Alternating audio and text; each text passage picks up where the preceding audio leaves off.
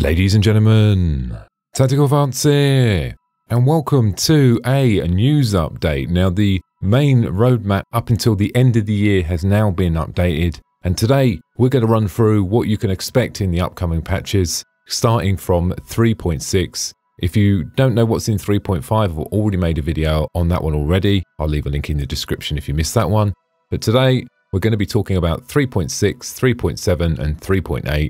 and going through some of the features, ships and mechanics we're going to see in each release. Now, just to make it clear before I start and take you through everything that we're going to see this year, what they're trying to do with the new roadmaps is create something that they believe that they can definitely achieve, with the possibility of actually features being added in. What they've done in the past, they've created the roadmaps and they have created them quite stiff and quite hard to achieve. And in some cases, some of the mechanics and some of the bits have passed over, and that can be very disappointing for the people that are backing and following the game. So this roadmap has been refined down to something that Star Citizen believe that they can achieve. They're doing it slightly different than they have done in the past. They have also highlighted that they might add some surprises, and also there could be additions to the patches throughout the year. What they're saying is they would rather surprise us with something rather than taking something out. Now, starting off at 3.6, this will be coming out on Q2 this year. On the character side, we're going to see updates to the HUD and visor system. This will be across the board for all helmets. On the location side, we're going to see updates to the varieties of space station stops we're going to see. On the rest stop space stations, we're going to see exterior variants and interior variants and different variants of rest stops. Moving on to the AI technology, 3D pathfinding V2 will be introduced. This will be a part of building the foundations for the technology that allows the AI to navigate in 3D space by utilizing the physics grid system. There will be updates to the NPCs as well, including the bartenders as well. This will be a passover on the audio and also the animations and the textures as well. Also included in this AI update as well will be V1 of the AI cover system. So rather than the AI just standing there shooting you directly, they will seek cover and act more realistic, like maybe like a player. Next up on the list is gameplay.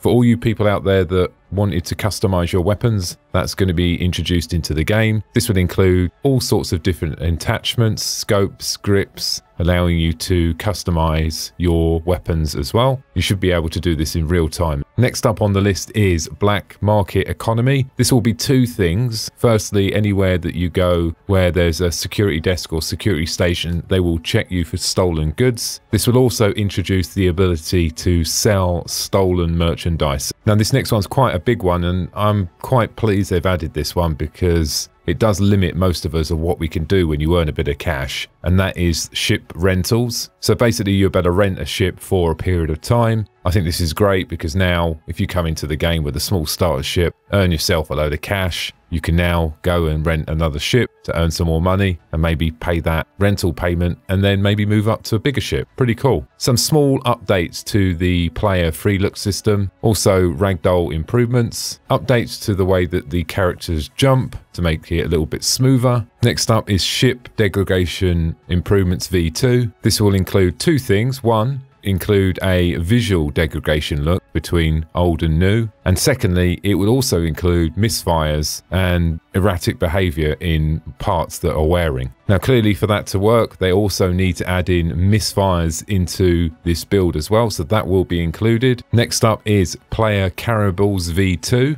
This will give the ability to carry other items other than just boxes, things like helmets, and also give you the ability to pick up many other objects and place them around your ship or hangar later on. Next on the list is Transit Systems V2. This will include improvements to the system that allows players to transfer between various map sections such as doors, elevators and airlocks. So this will be a passover to smoothen it all out. And the last one on the list for gameplay in this patch will be improvements to the space bounty mission, so the NPCs can quantum travel away to evade players. Next up is ships and vehicles. The Vanguard Warden is going to have a update. This will also include a balance update as well. The P72 Archimedes, we will see that as well. The 890 jump, I know loads of people out there have got one of that who are going to be really looking forward to seeing that. And also the P52 Merlin improvements as well. Moving on to the weapons and items. One really cool weapon we're going to see here is the missile launcher being introduced into the game, which I think is going to be really cool, particularly if you're a ground troop and you want to shoot down either a ship flying around or even possibly a ground vehicle.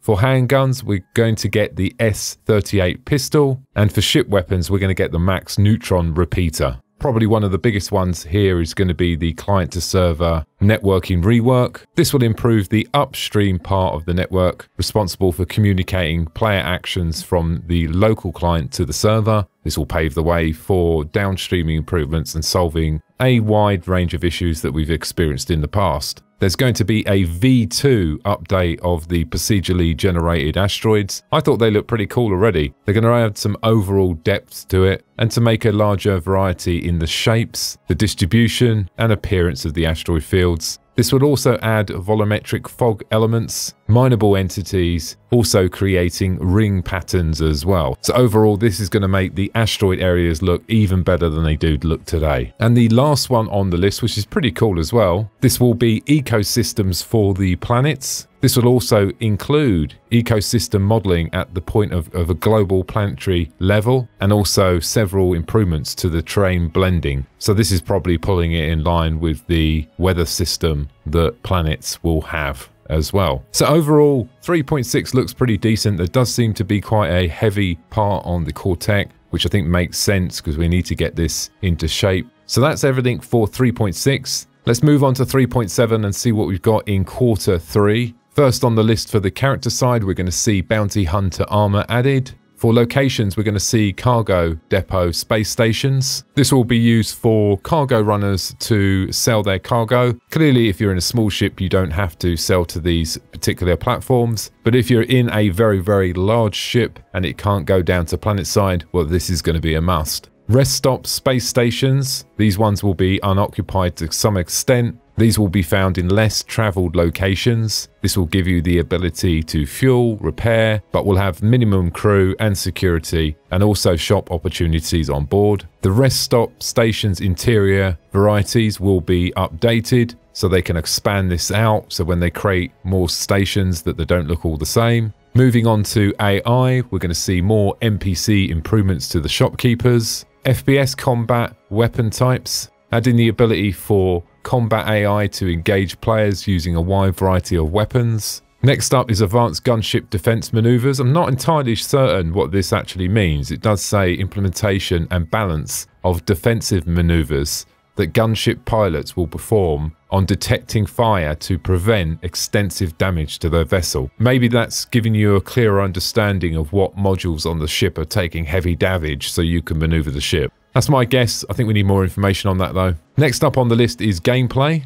This will be improvements to the hydrogen intake generation system for fuel. What it would do in this patch, it would take into account the environment density and then calculate the regen capability. Improvements to going downstairs. This might sound like a simple thing, but the amount of time I've hurt myself running downstairs. Next up is Npc Healing Improvements. This will be quite basic to start with. This will just give you the ability to use med pens on other players and NPCs. FPS close combat. This will be punching and so on, as you can imagine. This will also include knives as well. Improvements to the death animations. We will see the first introduction to player swimming, updates to the player status system. This is a really interesting one. The player status trackers and various well-being attributes of the character, including health, stamina, and oxygen levels. This will be expanded to include thirst, hunger, rest, inebriation, hygiene, and temperature. That's one for you to chat about in the comments, isn't it? This will have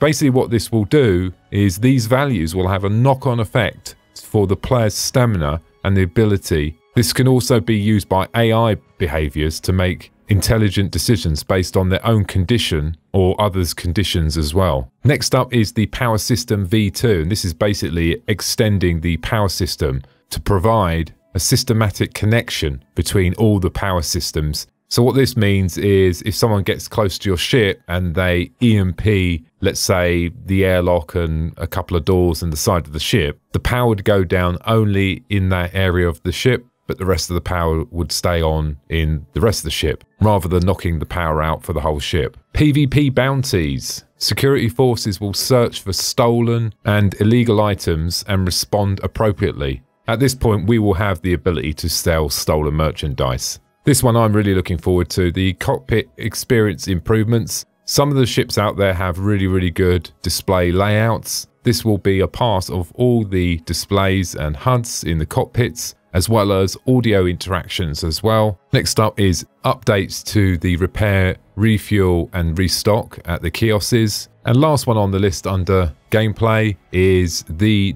implementation of physical inventories. This will be a localized physical inventory system. So by the sound of it, it doesn't sound like it's going to be on the player. It's more likely going to be in a cupboard or maybe on the ship, but just give you the ability to go back to the ship and maybe change your loadout. Moving on to the ships and vehicles. First one in the line is the Vanguard Harbinger. Second up is the Vanguard Sentinel. And then finally, we will see the Cutlass Red Rework. For weapons and items, we are going to see a grenade launcher being added. That's going to be pretty cool for when you're on the ground. It'd be interesting to see how the grenade launcher is going to work in space. We'll have to wait and see, but I'm sure that's going to bring some pretty cool gameplay. As well as the grenade launcher, we will also see a few other weapons as well, a laser cannon and also a small frag pistol. And finally, we will also see a light machine gun entering as well. Moving on to the core tech, large-scale shadows. This will clearly be the shadows from the ships and also buildings as well. Next up is server-to-client network rework. This will be more improvements to prevent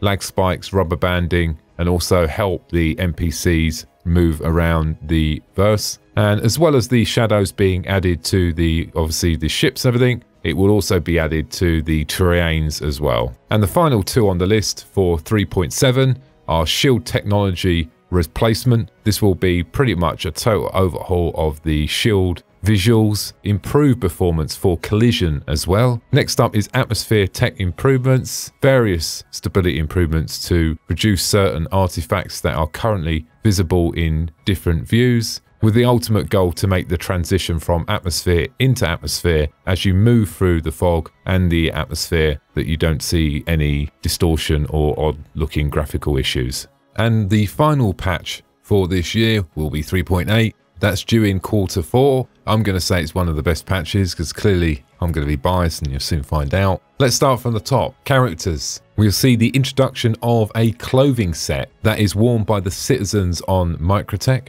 This will also include a new mission giver called Eddie. He will be clearly based at Microtech. Moving on to locations, we see quite a few locations on this one, which is quite interesting. The first one we see is refining stations. These refining facilities will refine ore into usable material for industry, trade, and also crafting. Cargo space station, unoccupied. Once again, very similar to the ones I said before. These will be places where you can sell your cargo, as well as refinery space stations that you can land on and walk around. There will be unoccupied ones as well. The big one here is going to be the Microtech planet, which if you look on the current star map, you can actually go to Microtech now. There's nothing there. It's a long jump, and in this patch we will get the planet. This will be a frozen planet, and it will have many points of interest for you to go and visit. This will also include the main landing zone. Probably going to get this wrong. The Babbage landing zone V1, so this is going to be the first version. This will be a habitation against the elements, so you're going to see lots of domes, biodomes and so on. This is the major city or the major area for Microtech. They're calling this V1 because it will be limited on its first release, and then the different areas of Microtech will be expanded later on.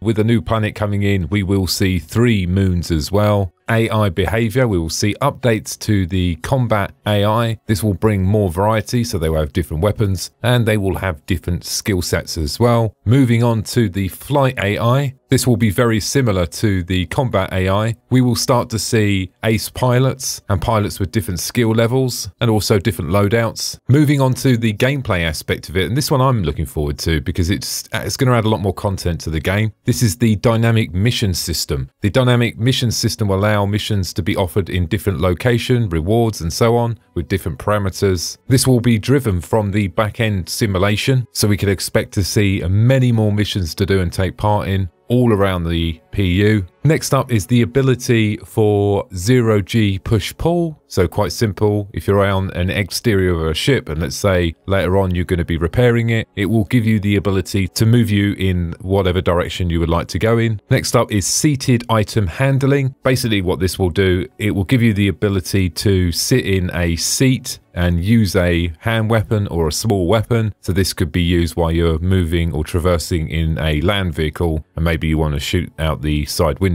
Next up is security system. The security system control is who has access to areas and objects based on a variety of factors such as reputation, ownership, keycard, and faction. It will automatically issue a warning to people breaking the law, and if ignored, it will flag them as a criminal to the security forces. Next up on the list, this is quite a surprise for me because they've removed and they've added this one back in loads of times, so I don't know the depth they're going to go to on this. They did say a long time ago that they were going to remove this feature and only have this feature for large ships that needed to dock to maybe sell cargo because they can't land on the planet, and that is ship-to-ship docking. Says here this feature allows small ships to dock in larger ships whilst in space. I'll be interested to see how that's going to work. Tractor beam, docking collar. Not a massive amount of information on what that's exactly going to be, but we'll have to wait and see. Next up is Vehicle HUD V4. This once again will be a repass of all the HUD systems, making sure that they fit correctly and also aligning them to make the transition smoother, so it can also cater for the scanning and pinning features. And this one here, I know loads of people are going to be looking forward to this one, and I'm looking forward to this as well, and that is Salvage V1. That's the design and implementation mechanic required for players to be able to strip materials from ships' hulls. This system will be designed to accommodate players who are on foot or in a ship. Players will be able to scan the environment and find salvageable debris. Once harvested, unrefined materials can be sold to a kiosk. Really looking forward to giving that a go. That sounds really cool. And I know lots of people out there with the salvage ships as well that are going to be pleased to hear that. Moving on to the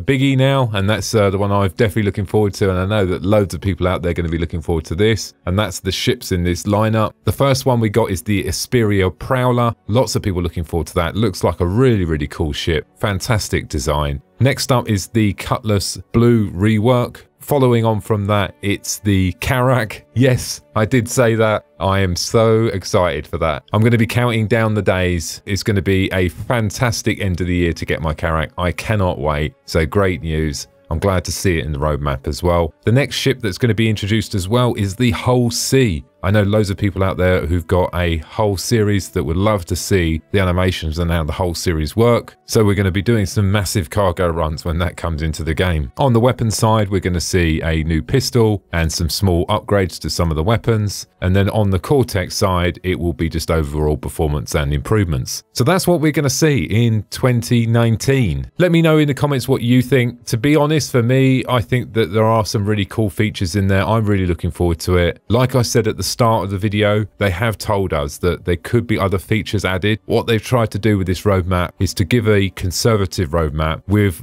a possibility of them adding other features and other ships in, rather than do it the other way around, rather than create a roadmap that is challenging to achieve and then having to take things out because it's not practical or there's been other blockers in the way, and clearly we know what happens then. It disappoints people. So what they're doing is they're going with quite, I would say, a light roadmap, but they're leaving it to the point where they think they can definitely achieve this. And then outside of that, there also could be some other features and other cool stuff coming in between now and the end of the year, what's not in the actual roadmap. Let me know in the comments what you're really looking forward to this year. Is it a ship? Is it a mechanic? Let me know in the comments. The last thing on the agenda today, if you're looking to join a Star Citizen organization or just come out and hang out and chat about Star Citizen, check out the link in the description below. That's it from me. Thanks for listening, and don't forget to subscribe. Bye now.